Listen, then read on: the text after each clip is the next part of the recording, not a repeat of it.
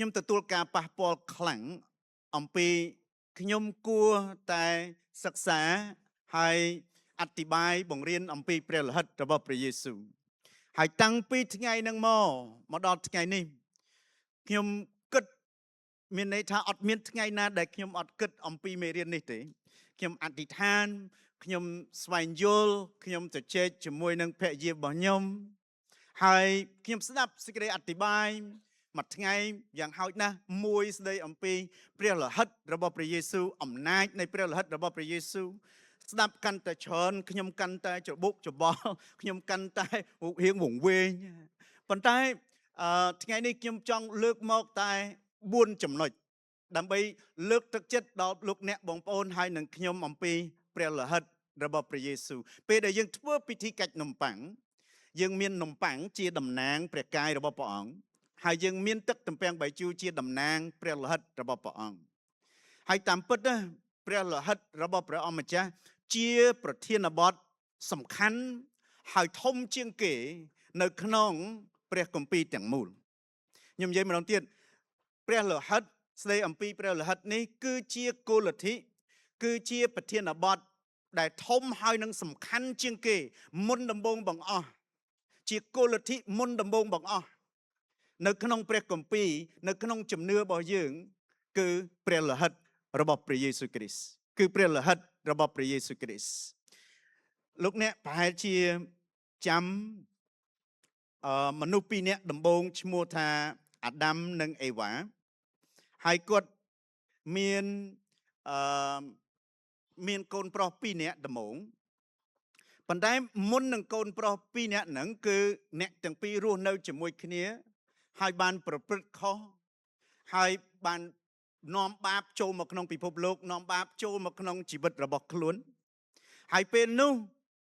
គឺធ្វើឲ្យគាត់អៀនខ្មាស់គាត់ភ័យខ្លាចព្រះអង្គពីព្រោះ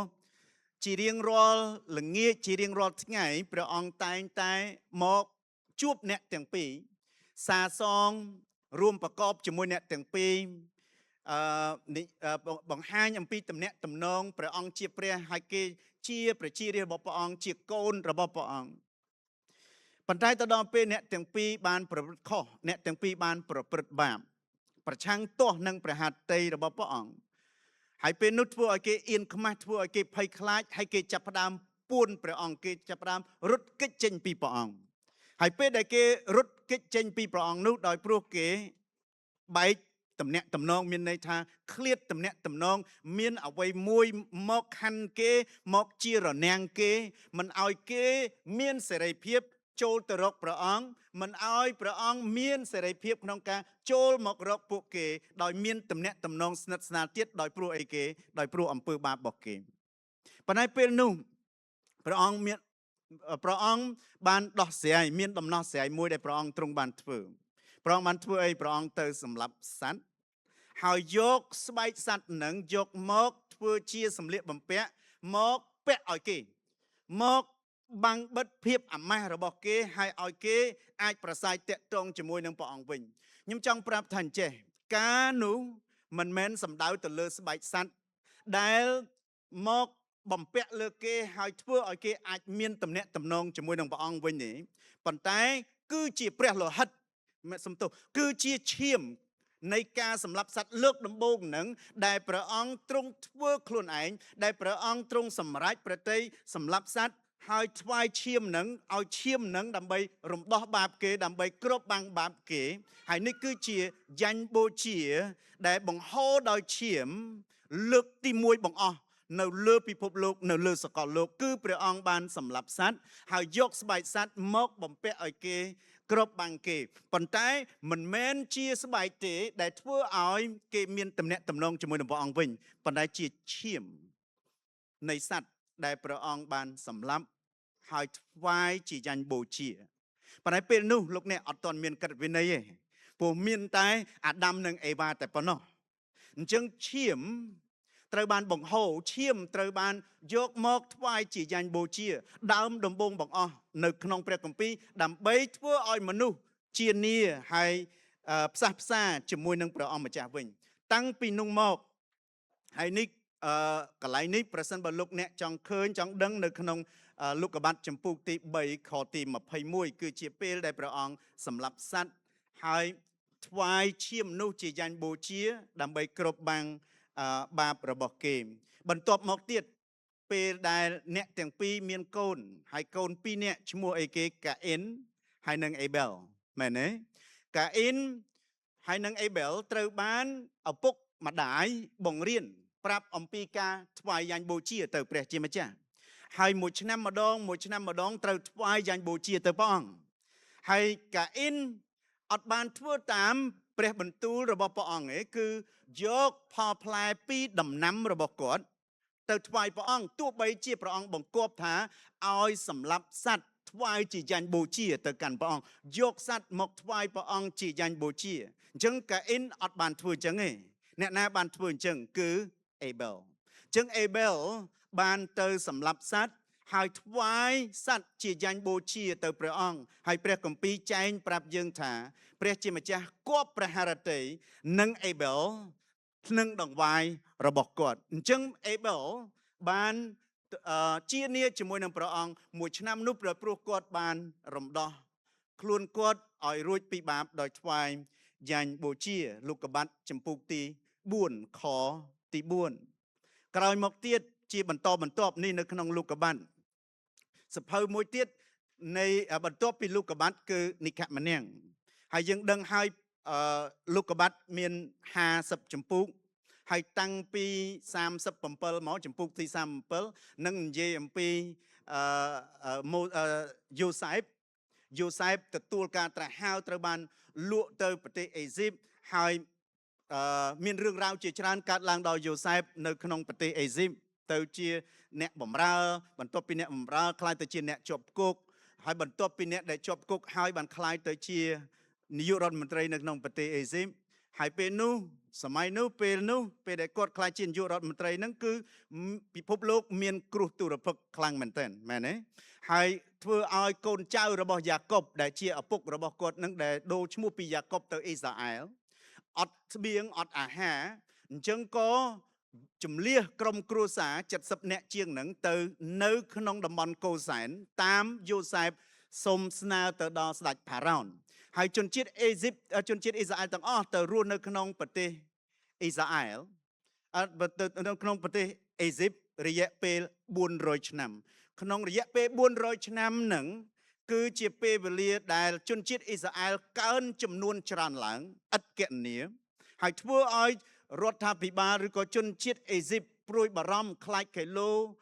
ជនជាតិអ៊ីស្រាអែលចាប់ផ្ដើមធ្វើរដ្ឋប្រហារជនជាតិអ៊ីស្រាអែលចាប់ផ្ដើមមានកម្លាំងខ្លាំងហើយគ្រប់គ្រងអេស៊ីបវិញអញ្ចឹងគេចាប់ផ្ដើម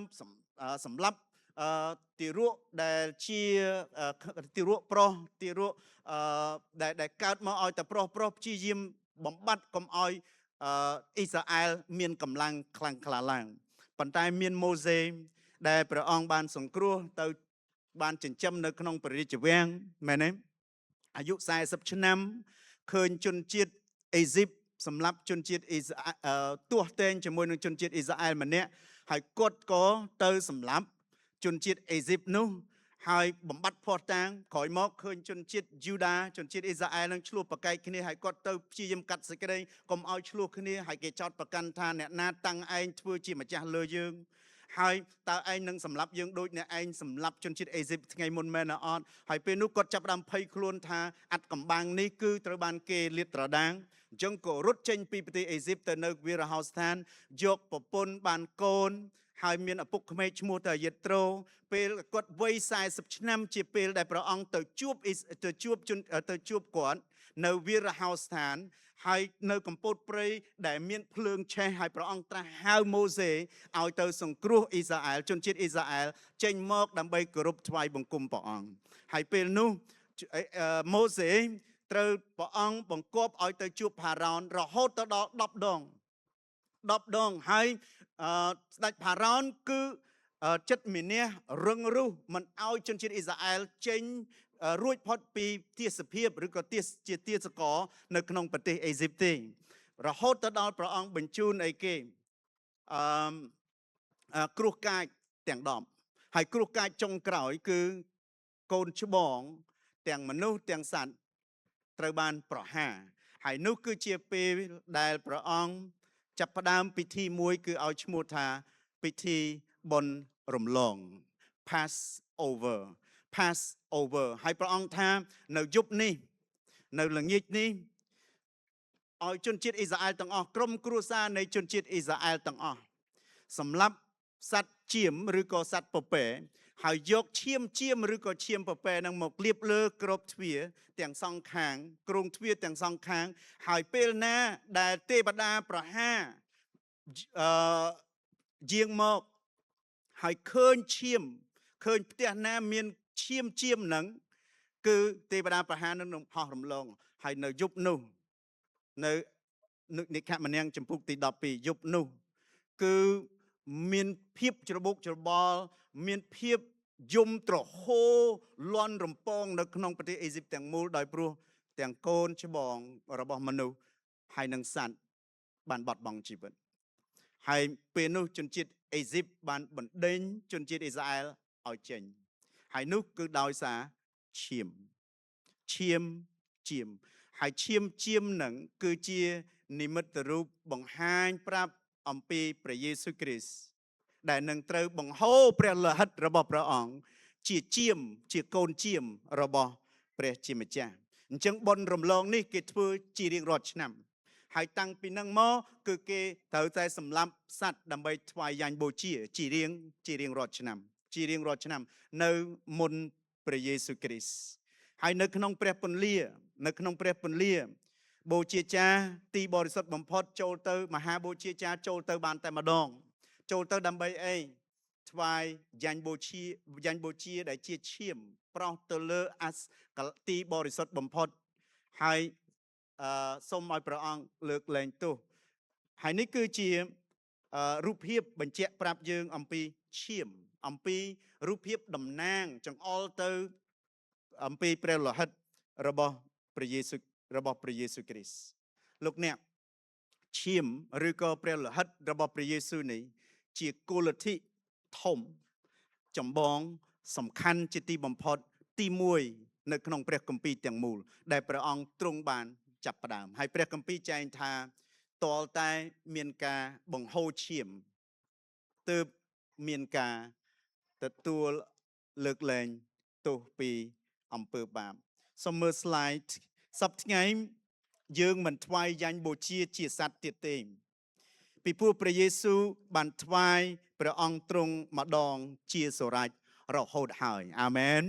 សប្តាហ៍ថ្ងៃយើងអត់មានចាំបាច់ត្រូវថ្វាយឈាមរបស់សត្វជាយ៉ាញ់បូជាមួយឆ្នាំម្ដងទៀតទេប៉ុន្តែព្រះយេស៊ូវគ្រីស្ទបានថ្វាយអង្គទ្រង់តែម្ដងជាសូរ៉ាច់រហូតមកហើយសម្រាប់ពិភពលោកទាំងមូលយើងទទួលបានព្រះពរនឹងការអស្ចារ្យដោយជំនឿនៅពេលយើងទុកចិត្តលើព្រះយេស៊ូវនិងដើរតាមព្រះអង្គដោយការស្ដាប់បង្គាប់អំណាចនៃព្រះលោហិតជាព្រះពរសម្រាប់យើង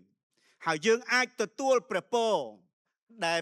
មកឲ្យយើងបានផ្ដល់មកឲ្យយើងតាមអំណាចនៃតាមព្រះលោហិតនេះគឺដោយអីគេជំនឿនិងការទុកចិត្តហើយការស្ដាប់បង្គាប់ព្រះអង្គដូចជាសប្តាហ៍មុន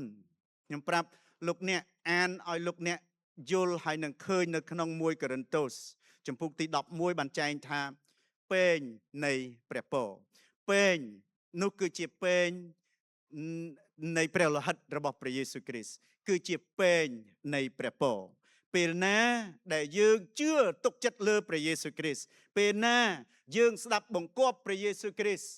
នៅក្នុងការបង្គាប់របស់ព្រះអង្គសម្រាប់ជីវិតរបស់យើងនោះយើងនឹងអាចទទួលព្រះពរហើយនឹងការអស្ចារ្យនៅក្នុងជីវិតរបស់យើងខ្ញុំចង់និយាយអំពីការពិត4យ៉ាងនៃអំណាចព្រះលោហិតនៅព្រឹកនេះ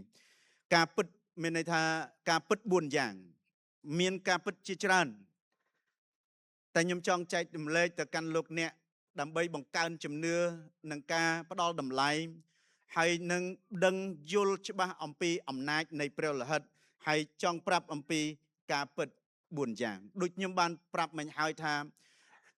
ការថ្វាយជាសត្វ ជាយ៉ាញ់បូជារំដោះបាបមួយឆ្នាំម្ដងនោះគឺជារូបស្រមោលចង្អុលទៅកាន់ព្រះយេស៊ូវគ្រីស្ទដែលព្រះអង្គទ្រង់ជាជាមដែលល្អបរិសុទ្ធឥតកំហុសជាជាមរបស់ព្រះជាម្ចាស់ដែលនឹងដកបាបចេញពីពិភពលោកចង់មើលអំពីការពិតទី1ព្រះលោហិតរបស់ព្រះយេស៊ូវមានអំណាចលុបលាងបាបយើងព្រះលោហិតរបស់ព្រះយេស៊ូវមានអំណាចលុបលាងបាបរបស់យើងទាំងអស់គ្នាដែលនៅក្នុងបន្ទប់នេះដែលបានទទួលជឿលើព្រះយេស៊ូវសុទ្ធតែជឿនិងដឹងថាខ្លួនធ្លាប់មានជីវិតដែលមានបាបខ្លួនមានបាបនៅក្នុងជីវិតគ្រប់គ្នាទទួលស្គាល់អញ្ចឹងមកពីទទួលស្គាល់អញ្ចឹងហើយបានមកជឿព្រះយេស៊ូវបានមកតាមព្រះយេស៊ូវហើយពីព្រោះព្រះយេស៊ូវជាដំណោះស្រាយតែមួយគត់ចំពោះអំពើបាបរបស់យើងហើយថាតើព្រះអង្គរំដោះបាបរបស់យើងដកបាបរបស់យើងដោយរបៀបណាគឺដោយព្រះលោហិតរបស់ព្រះអង្គអញ្ចឹងព្រះលោហិតរបស់ព្រះអង្គម្ចាស់មានអំណាចដើម្បីលុបលាងបាបរបស់យើងពាក្យថាលុបលាងបាបគឺជាការសម្អាតពីភាពកខ្វក់នៃបាបនិងការអត់ទោសបាបព្រះគម្ពីរប្រើពាក្យថាការសម្អាតមានន័យថាភាសាអង់គ្លេសថា cleanse និងការអត់ទោសភាសាអង់គ្លេសថា forgive ដើម្បីពិពណ៌នាអំពីអ្វីដែលព្រះលោហិតរបស់ព្រះយេស៊ូវគ្រីស្ទបានសម្រេចសម្រាប់យើងបានសម្រេចសម្រាប់យើងជាស្ថាពរអញ្ចឹងព្រះលោហិតរបស់ព្រះយេស៊ូវមិនមែនគ្របបាំងបាបយើងទេព្រះលោហិតរបស់ព្រះយេស៊ូវមិនមែនគ្រាន់តែគ្របបាំងបាបយើងឯងព្រះលោហិតរបស់ព្រះយេស៊ូវគឺលុបលាងបាបយើងព្រះលោហិតរបស់ព្រះយេស៊ូវសម្អាតបាបយើងព្រះលោហិតរបស់ព្រះយេស៊ូវជំរះបាបយើងមើលអត់ឃើញនឹងភ្នែកទេដែលនៅក្នុងជីវិតរបស់យើងប្រៀបដូចជាជំងឺមួយយ៉ាងខាងផ្នែកឯវិញ្ញាណខាងផ្នែកឯព្រលឹងវិញ្ញាណហើយជំងឺនៃបាបជំងឺខាងផ្នែកព្រលឹងវិញ្ញាណដែលហៅថាបាបនេះมันអាចយកអ្វីមួយមកជំរះมันអាចយកអ្វីមួយមកគ្របបាំងហើយរាប់ថាបានសុចរិតរាប់ថាស្អាតនោះទេប៉ុន្តែទាល់តែមានអ្វីមួយយ៉ាងខាងផ្នែកឯវិញ្ញាណពីព្រោះវានៅខាងក្នុងខាងផ្នែកព្រលឹងវិញ្ញាណត្រូវតែមានអ្វីមួយយ៉ាងខាងផ្នែកឯវិញ្ញាណចូលទៅក្នុងជីវិតនឹងដែលប៉ះពាល់ទៅដល់ព្រលឹងវិញ្ញាណនឹងហើយសម្អាតព្រះលោហិតរបស់ព្រះអង្គមានអំណាចសម្អាតព្រលឹងសម្អាតអំពើបាបចេញពីព្រលឹងវិញ្ញាណរបស់យើងសម្អាតលាងជំរះឬក៏លុបលាងនៅក្នុង1យូហានចំពុកទី1ខទី7បានចែងប្រាប់យើងថាប៉ុន្តែប្រសិនបើយើងរស់ក្នុងពន្លឺដោយព្រះអង្គផ្ទាល់ដែលគង់នៅក្នុងពន្លឺនោះយើងនឹងបានរួមរស់ជាមួយគ្នាទៅវិញទៅមកហើយព្រះលោហិតរបស់ព្រះយេស៊ូវជាព្រះបុត្រារបស់ព្រះអង្គជំរះយើងឲ្យបរិសុទ្ធជំរះយើងឲ្យបានបរិសុទ្ធរួចពីគ្រប់អំពើបាបទាំងអស់ផងអត្ថបទនេះបញ្ជាក់ប្រាប់យើងថាព្រះលោហិតរបស់ព្រះយេស៊ូវជាព្រះបុត្រារបស់ព្រះជាម្ចាស់ជំរះយើងឲ្យបានបរិសុទ្ធរួចពីគ្រប់អំពើបាបផងអញ្ចឹងព្រះលោហិតរបស់ព្រះអង្គមិនគ្របបាំងមិនគ្រាន់តែមកបាំងមិនឲ្យឃើញប៉ុន្តែព្រះលោហិតរបស់ព្រះអង្គម្ចាស់ជំរះនៅអេពីសូតចំពុក1ខ7ដោយយើងរួមក្នុងអង្គព្រះគ្រីស្ទនេះព្រះជាម្ចាស់បានលួសយើងដោយព្រះលោហិតរបស់ព្រះអង្គនឹងលើកលែងទោសយើងឲ្យរួចពីបាបស្របតាមព្រះគុណដ៏លើសលប់របស់ព្រះអង្គអញ្ចឹងព្រះលោហិតរបស់ព្រះអង្គជំរះបាបយើងលុបលាងបាបយើងសម្អាតបាបយើងហើយពាក្យដែល cleanse ហើយនឹង forgive នេះគឺបញ្ជាក់ប្រាប់អំពីព្រះអង្គដកបាបយើងព្រះអង្គជំរះបាបយើងដែលនៅជាប់ក្នុងព្រលឹងវិញ្ញាណរបស់យើង Hebrew ចំពោះទី9ខទី22តាមក្រឹតវិន័យអ្វីស្ទើរតែទាំងអស់បានបរិសុទ្ធដោយសារឈាមប្រសិនបើគ្មានការបង្ហូរឈាមក៏គ្មានការលើកលែងទោសដែរអត្ថបទគម្ពីរនេះបានបង្ហាញប្រាប់យើងតាំងពីអាដាមនិងអេវ៉ាបានប្រព្រឹត្តអំពើបាបដើម្បីឲ្យជានាជាមួយនឹងព្រះជាម្ចាស់វិញដើម្បីឲ្យបានទទួលការលើកលែងទោសព្រះអង្គបានសម្លាប់សត្វទី1សត្វដំបូងបង្ហូរឈាមសត្វទី1សត្វដំបូងដើម្បីលុបលាងបាបដើម្បីលើកលែងទោសបាបឲ្យអ្នកទាំងពីរហើយយកស្បែករបស់សត្វដំបូងដែលព្រះអង្គសម្លាប់នឹងមកបំពាក់ឲ្យអ្នកទាំងពីរមកដើម្បីបញ្ជាក់ប្រាប់ថាជានាជាមួយគ្នាហើយមានទំនាក់ទំនងជាមួយគ្នាប៉ុន្តែតាំងពីនឹងមកដំណោះស្រាយដើម្បីឲ្យមនុស្សជានាជាប់ជាមួយនឹងព្រះអង្គរហូតជាប់ជាមួយនឹងព្រះអង្គជានាជាមួយព្រះអង្គគេត្រូវសម្លាប់សត្វថ្វាយយ៉ាញ់បូជាមួយឆ្នាំម្ដងប៉ុន្តែលោកអ្នកមុនព្រះគ្រីស្ទពេលដែលគេធ្វើអញ្ចឹងណានោះមានន័យថាម៉េចនោះមានន័យថាជារៀងរាល់ឆ្នាំគេត្រូវតែរំលឹកខ្លួនអំពីអំពើបាបរំលឹកខ្លួនឯងពីអំពើបាបចិត្តដល់ថ្ងៃដែលយើងត្រូវថ្វាយយ៉ាញ់បូជាបាត់ទៀតហើយអញ្ចឹងចាប់ផ្ដើមនឹកចាំចាប់ផ្ដើមសើរើអំពីអំពើបាបរបស់យើងជារៀងរាល់ឆ្នាំអញ្ចឹងនេះគឺអ្វីដែលអរិយសត្តាំងវាប្រើដើម្បីចោទប្រកាន់យើងព្រោះអរិយសត្តាំងវារំលឹកយើងអំពីកំហុសរបស់យើងរំលឹកយើងពីបាបរបស់យើងរំលឹកយើងអំពីអ្វីដែលយើងបានធ្វើខុសទាស់នឹងព្រះអង្គហើយដើម្បីឲ្យយើងមានវិបដិសារីឲ្យយើងដុនដាបឲ្យយើងចោទប្រកាន់ខ្លួនឯងដែរហើយយើងគិតថាខ្លួនឯងអត់ស័ក្តិសមជាមួយនឹងព្រះជាម្ចាស់ប៉ុន្តែលោកអ្នកយើងលែងធ្វើអញ្ចឹងទៀតហើយគឺព្រះយេស៊ូវគ្រីស្ទថ្វាយអង្គទ្រង់ផ្ទាល់ជាយ៉ាញ់បូជាបង្ហូរព្រះលិហិតរបស់ព្រះអង្គម្ចាស់ផ្ទាល់ជាយ៉ាញ់បូជារំដោះបាបយើងម្ដងជាសូរ៉ាញ់នៅក្នុងសញ្ញាណចាស់បូជាចារត្រូវថ្វាយយ៉ាញ់បូជាជារៀងរាល់ឆ្នាំដើម្បីគ្របបាំងបាបរបស់ប្រជាជនប៉ុន្តែពេលព្រះយេស៊ូវយាងមកទ្រង់បានថ្វាយអង្គទ្រង់ម្ដងជាសូរ៉ាញ់ហេព្រើរចំពុក10ខ10ព្រះយេស៊ូវគ្រីស្ទថ្វាយព្រះកាយរបស់ព្រះអង្គម្ដងជាសូរ៉ាញ់តាមព្រះហឫទ័យរបស់ព្រះជាម្ចាស់ហេតុនេះហើយបានជាព្រះអង្គប្រោសយើងឲ្យបរិសុទ្ធព្រះអង្គថ្វាយអង្គទ្រង់ព្រះគ្រីស្ទថ្វាយអង្គទ្រង់តែម្ដងជាសូរ៉ាញ់ហើយព្រះលោហិតរបស់ព្រះអង្គនេះជាយ៉ាញ់បូជាដែលល្អបរិសុទ្ធពេញគ្រប់លក្ខតាមតម្រូវដើម្បីដោះស្រាយអំពើបាបពេញគ្រប់លក្ខតាមតម្រូវដើម្បីដោះស្រាយអំពើបាបដើម្បីលាងជម្រះអំពើបាបអស់អ្នកណាដែលចូលមករកព្រះអង្គដូច្នេះព្រះលោហិតរបស់ព្រះយេស៊ូវមិនគ្រាន់តែគ្របបាំងប៉ុន្តែជាយ៉ាញ់បូជាក្នុង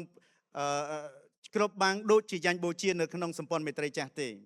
ប៉ុន្តែលុបលាងនិងសម្អាតបាបរបស់យើងលុបលាងនិងសម្អាតបាបរបស់យើងពេលសាតាំងចោទប្រកាន់យើងអំពីអតីតកាលអំពីអ្វីដែលយើងបានធ្វើអ្វីដែលយើងបានប្រព្រឹត្តខុសអំពីបាបរបស់យើងពីអតីតកាល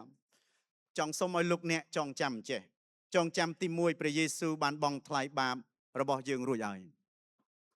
ព្រះយេស៊ូវបានបង់ថ្លៃបាបរបស់យើងរួចហើយចឹងបើវារំលឹកអំពីកំហុសរបស់យើងរំលឹកអំពីបាបរបស់យើងរំលឹកអំពីការដែលយើងធ្វើទាស់នឹងព្រះអង្គដើម្បីថ្កោលទោសយើងដើម្បីឲ្យយើងដុនដាបធ្លាក់ចុះអត់ឲ្យយើងចូលទៅរកព្រះអង្គណា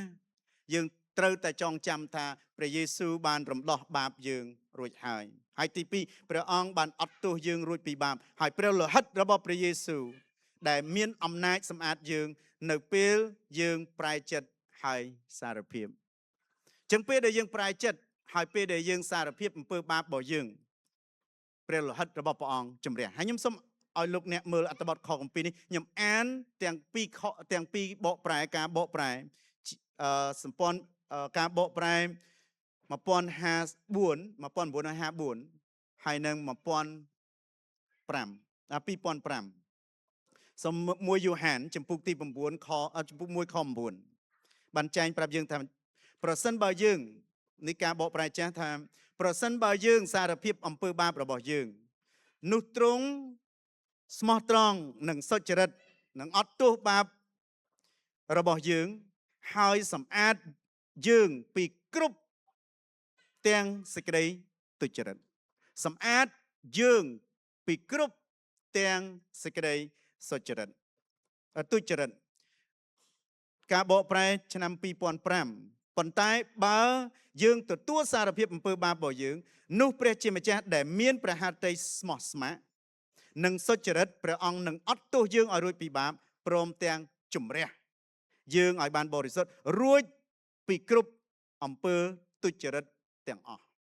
ចឹងសម្អាតហើយជំរះអញ្ចឹងអ្វីដែលយើងបានទាស់នឹងព្រះអង្គអំពើបាបរបស់យើងដែលយើងបានប្រព្រឹត្តអំពើបាបនៃការបដិសេធព្រះអង្គអំពើបាបអ្វីក៏ដោយមិនថាវាធំអាក្រក់ប៉ុណ្ណាទេប៉ុន្តែឲ្យតែចូលមករកព្រះអង្គហើយសារភាពទៅកាន់ព្រះអង្គព្រះអង្គទ្រង់ស្មោះត្រង់ព្រះអង្គសុចរិតព្រះអង្គអីគេជំរះឬក៏សម្អាតបាបយើងសម្អាតយើងឲ្យរួចពីសេចក្តីទុច្ចរិតទាំងអស់ផងអញ្ចឹងពេលអរិយសតាំងវាមករំលឹកឬក៏វាមកចោទប្រកាន់យើងអំពីអំពើបាបនិងអ្វីដែលយើងបានធ្វើខុសទាស់នឹងព្រះអង្គយើងត្រូវដឹងថាអញ្ចេះលោហិតរបស់ព្រះយេស៊ូវយើងបានអត់ទោសឲ្យហើយយើងទទួលការសម្អាតពីអំពើបាបហើយយើងត្រូវបានរាប់ជាសុចរិតហើយយើងអាចចូលទៅចំពោះព្រះអង្គដោយចិត្តក្លាហានហើយយើងមានទំនាក់ទំនងថ្មីជាមួយព្រះអង្គវិញហើយនេះគឺជាអ្វីមួយដែលសំខាន់លោកអ្នកកូនពៅវង្វេងជារឿងមួយដែលបង្ហាញប្រាប់យើងនៅក្នុងព្រះគម្ពីរតាក់ទងអំពីការវិលត្រឡប់មករកព្រះជាម្ចាស់វិញការចូលមករកព្រះអង្គវិញហើយព្រះអង្គទ្រង់ស្មោះត្រង់សុចរិតហើយព្រះអង្គទ្រង់ជំរះហើយសម្អាតយើងឲ្យស្អាតឲ្យល្អឲ្យរួចពីអំពើទុច្ចរិតទាំងអស់ផងព្រះលោហិតរបស់ព្រះយេស៊ូវមិនត្រឹមតែគ្រប់បាំងបាបរបស់យើងប៉ុណ្ណោះទេប៉ុន្តែលុបលាងសម្អាតនិងអត់ទោសបាបយើងទាំងស្រុងដើម្បីឲ្យយើងអាចឈរដោយសុចរិតនៅចំពោះព្រះជាម្ចាស់ដើម្បីឲ្យយើងអាចឈរដោយសុចរិតនៅចំពោះព្រះជាម្ចាស់អញ្ចឹងបើអំពើរបស់ខ្ញុំការប្រព្រឹត្តល្អរបស់ខ្ញុំអត់អាចអាងបានទេដើម្បីទៅឈរចំពោះព្រះអង្គដោយភាពសុចរិតប៉ុន្តែដោយព្រោះព្រះលោហិតរបស់ព្រះអង្គដោយព្រោះខ្ញុំជឿលើព្រះអង្គព្រះលោហិតរបស់ព្រះយេស៊ូវគ្រីស្ទសម្អាតខ្ញុំជំរះខ្ញុំហើយខ្ញុំអាចឈរនៅចំពោះព្រះអង្គដោយសុចរិតហើយនេះគឺជាការពិតជាសេចក្តីពិតដរាបណាលោកអ្នកដឹងខុសហើយសារភាពព្រះអង្គលើកលែងទោសហើយព្រះអង្គជំរះព្រះអង្គសម្អាតហើយយើងអាចឈរនៅចំពោះព្រះអង្គដោយសុចរិតដោយភាពសុចរិតចំណុចទី2ព្រឹកនេះខ្ញុំចែករំលែកតែ2ចំណុចទេល្ងាចខ្ញុំចែកចាយ2ចំណុចទៀតចំណុចទី2ព្រះលោហិតរបស់ព្រះយេស៊ូវមានអំណាចការពារព្រះលោហិតរបស់ព្រះយេស៊ូវគ្រីស្ទមានអំណាចការពារនៅក្នុងបុណ្យរំលងលើកដំបូងប្រជាជនអ៊ីស្រាអែលយកឈាមមកលាបលើគ្រាប់ទ្វារព្រះជាម្ចាស់ទតឃើញឈាមនោះទ្រង់រំលងផ្ទះរបស់ពួកគេហើយពួកគេត្រូវបានការពារពីសេចក្តីស្លាប់នៅក្នុងនិខមនាងចំពុកទី12ខ13សូមអានឲ្យផ្ទៀងជាមួយខ្ញុំឈាមដែលអ្នករាល់គ្នាលាបនៅលើគ្រាប់ទ្វារផ្ទះនឹងធ្វើជាសញ្ញាសម្គាល់ថាអ្នករាល់គ្នាស្នាក់នៅក្នុងផ្ទះនោះនៅពេលឃើញឈាមយើងនឹងរំលងផ្ទះអ្នករាល់គ្នាដូចអ្នករាល់គ្នាដូច្នេះអ្នករាល់គ្នានឹងមិនរងគ្រោះកាចនៅពេលដែលយើងប្រហារស្រុកអេស៊ីបឡើយនេះគឺជាការបង្គាប់របស់ព្រះអង្គហើយការពិតពេលដែលទេវតាប្រហារយាងមកពាក់កណ្ដាលអាធ្រាត្រនៅក្នុងប្រទេសអេស៊ីបទាំងមូល ហើយពេលនោះពេលដែលទេវតានឹងឃើញឈាមដែលលាបនៅលើក្របទ្វារមែនតែអ្នកដែលយកឈាមទៅលាបលើក្របទ្វារនឹងដែលមានសមត្ថភាពទេប៉ុន្តែផ្ទះអ្នកស្រុកអ្នកនៅក្នុងក្រុមគ្រួសាររបស់គេទាំងអស់ដែលនៅក្នុងផ្ទះនឹងគឺអត់ទទួលការប៉ះពាល់ដោយគ្រោះកាចទេមានន័យថាគេមានការការពារដោយឈាមរបស់ឈាមដែលគេសម្លាប់យកទៅលាបលើក្របទ្វារហើយអ្នកដែលអាចមានសមត្ថភាពបានណាគឺមានតែអ្នកដែលនៅក្នុងផ្ទះហ្នឹងឯងទី1មានតែអ្នកនៅក្នុងផ្ទះហ្នឹងទី2មានតែផ្ទះណាដែលជាផ្ទះរបស់ជនជាតិអ៊ីស្រាអែលជាប្រជារាស្ត្ររបស់ព្រះអង្គធ្វើតាមបង្គាប់របស់ព្រះអង្គយកឈាមទៅលាបលើក្របទ្វារអញ្ចឹងបើលាបនៅលើក្របទ្វារហើយអត់នៅក្នុងផ្ទះតាមការបង្គាប់របស់ព្រះអង្គនោះក៏អត់ទទួលការពារដែរមានន័យថាចេះចំពោះយើងដែលជាគ្រីស្ទបរិស័ទយើងរស់ដោយស្ដាប់បង្គាប់ព្រះអង្គយើងរស់ដោយធ្វើតាមព្រះអង្គយើងរស់ដោយញែកខ្លួនយើងពីអំពើបាបញែកខ្លួនយើងដើម្បី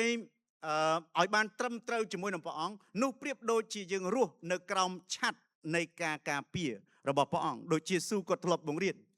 ព្រះអង្គទ្រង់មានឆ័ត្ររបស់ព្រះអង្គគឺជាឆ័ត្រនៃការការពារដែលព្រះអង្គសពតិឲ្យយើងនៅក្រោមឆ័ត្រព្រះអង្គបានបង្ហូរព្រះលោហិតរបស់ព្រះអង្គដើម្បីលាងជម្រះយើងពីអំពើបាបប៉ុន្តែព្រះលោហិតរបស់ព្រះអង្គម្ចាស់មានឫទ្ធានុភាពហើយមានអំណាចដើម្បីការពារយើងដែរមានឫទ្ធានុភាពនិងមានអំណាចដើម្បីការពារយើងដែរតែប្រសិនបើយើងចេញពីក្រោមការឃុំក្រងនៃព្រះលោហិតរបស់ព្រះអង្គយើងបាត់ការការពារហើយការការពាររបស់ជនជាតិអ៊ីស្រាអែលនៅពេលនោះគឺទី1លាបឈាមនៅលើក្របទ្វារហើយទី2នៅក្នុងផ្ទះហើយបរិភោគរួមរស់ជាមួយគ្នានៅក្នុងផ្ទះនេះគឺជារូបស្រមោលបង្ហាញទៅកាន់ព្រះយេស៊ូវដែលជាកូនជាមបុណ្យរំលងនៅយូហានចំពុកទី1ខទី29ពេលដែលយូហានបាប់ទីសនៅជាមួយសិស្សរបស់លោកហើយបង្រៀនស្រាប់តែឃើញព្រះយេស៊ូវធ្វើដំណើរមកហើយគាត់មានប្រសាសន៍ទៅកាន់ពួកសិស្សរបស់គាត់ថាមើលណលោកនេះហើយដែលជាកូនជាមរបស់ព្រះជាម្ចាស់ដែលនឹងដកបាបចេញពីមនុស្សលោកព្រះអង្គទ្រង់ជាកូនជាមហើយឈាមព្រះលោហិតរបស់ព្រះយេស៊ូវគ្រីស្ទការពារពីអីខ្ញុំគ្រាន់តែត្រួសតាមខគម្ពីរខាងក្រោមនេះ6ចំណុចការពារ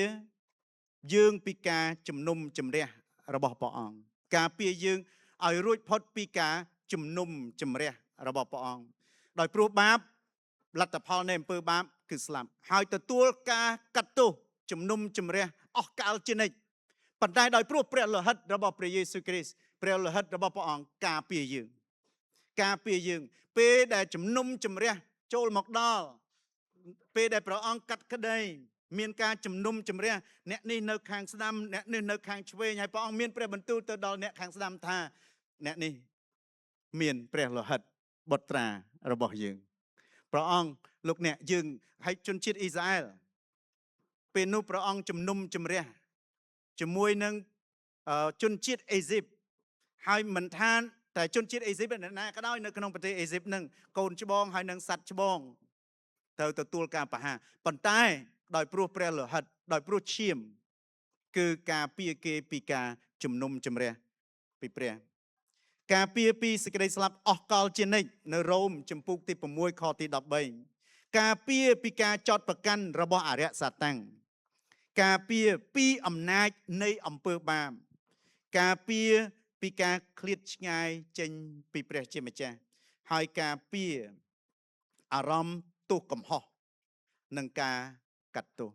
ព្រះលោហិតរបស់ព្រះអង្គម្ចាស់មានអំណាច ការពារព្រះលិហិតរបស់ព្រះអង្គម្ចាស់មានអធិពលខាងផ្នែកឯប្រលឹង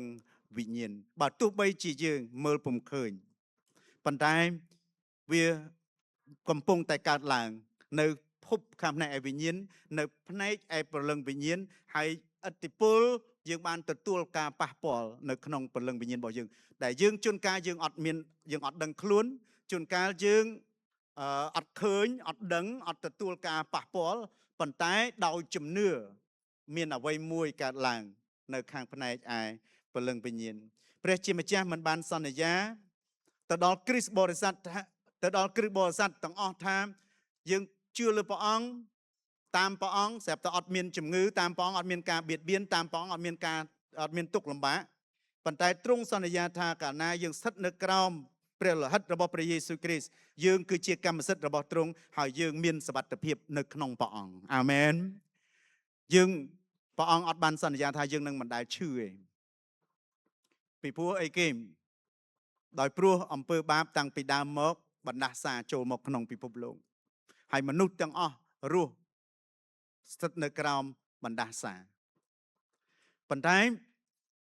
ពេលដែលយើងជឿព្រះអង្គយើងតាមព្រះអង្គព្រះអង្គអត់ដែលបានសន្យាថាយើងជឿព្រះអង្គនឹងអត់មានជំងឺយើងជឿព្រះអង្គយើងនឹងអត់មានទុក្ខលំបាកអត់មានការបៀតបៀនព្រះអង្គអត់ដែលសន្យាអញ្ចឹងទេប៉ុន្តែកាលណាយើងស្ថិតនៅក្រោមការគ្រប់គ្រងនៃព្រះលិហិតរបស់ព្រះអង្គហើយការយើងនឹងក្លាយទៅជាកម្មសិទ្ធិរបស់ព្រះអង្គយើងជារបស់ព្រះអង្គជាម្ចាស់លើយើងហើយ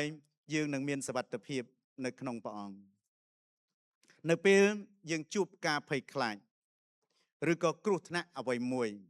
ពេលដែលយើងជួបការភ័យខ្លាចឬក៏គ្រោះថ្នាក់អ្វីមួយសូមទុកចិត្តលើព្រះយេស៊ូវគ្រីស្ទចងចាំថាយើងជាកម្មសិទ្ធិរបស់ព្រះអង្គហើយអធិដ្ឋានដោយទុកចិត្តព្រោះព្រះគ្រីស្ទបានធានាការសង្គ្រោះរបស់យើងហើយអាមែនព្រះអង្គបានធានាការសង្គ្រោះរបស់យើងហើយការសង្គ្រោះខាងផ្នែកឯព្រលឹងវិញ្ញាណហើយការសង្គ្រោះខាងផ្នែកឯរូបកាយដរាបណាយើងទុកចិត្តយើងជឿជាក់ហើយយើងស្ថិតនៅក្រោមអំណាចនៃព្រះលិហិតរបស់ព្រះអង្គស្ថិតនៅក្រោមការគ្រប់គ្រងនៃព្រះលិហិតរបស់ព្រះអង្គនោះយើងជាកម្មសិទ្ធិរបស់ព្រះអង្គហើយបើយើងជាកម្មសិទ្ធិរបស់ព្រះអង្គហើយព្រះអង្គនឹងមើលថែយើងព្រះអង្គនឹងការពារយើងហើយនឹងព្រះអង្គទ្រង់នឹងបំពេញអ្វីដែលយើងត្រូវការអ្វីដែលយើងខ្វះខាតព្រះលិហិតរបស់ព្រះអង្គបើទោះបីជាសពថ្ងៃនេះយើងមើលពុំឃើញយើងប៉ះពុំបានវាអរូបីតែព្រះលិហិតរបស់ព្រះអង្គម្ចាស់នៅតែមានឫទ្ធានុភាពមានអំណាចខាងផ្នែកឯវិញ្ញាណនៅខាងក្នុងយើងនៅជុំវិញយើងនៅជុំវិញយើងនៅក្នុងជីវិតរបស់យើងដដែលអំណាចនៃព្រះលិហិតរបស់ព្រះយេស៊ូវគ្រីស្ទគឺមានឥទ្ធិពលមានប្រសិទ្ធភាពនៅក្នុងជីវិតរបស់យើងដល់សប្តាហ៍ថ្ងៃដើម្បីជួយយើងឲ្យបានសុចរិតនៅចំពោះព្រះអង្គអញ្ចឹងយើងមិនបានគ្រាន់តែគ្របបាំងទេអំពើបាបរបស់យើងមិនមែនគ្រាន់តែគ្របបាំងទេអំពើបាបរបស់យើងសម្អាតជំរះលុបលាងហើយអរិយសតាំងមិនអាចចោទប្រកាន់យើងបានទៀតទេវាចោទប្រកាន់យើងបានប៉ុន្តែយើងអត់ឲ្យវាមានឥទ្ធិពលហើយយើងអត់ឲ្យចាញ់ការចោទប្រកាន់របស់វាបានទេពីព្រោះព្រះអង្គទ្រង់ការពារព្រះអង្គជំរះសូមលោកអ្នកក្រោកឈរឡើង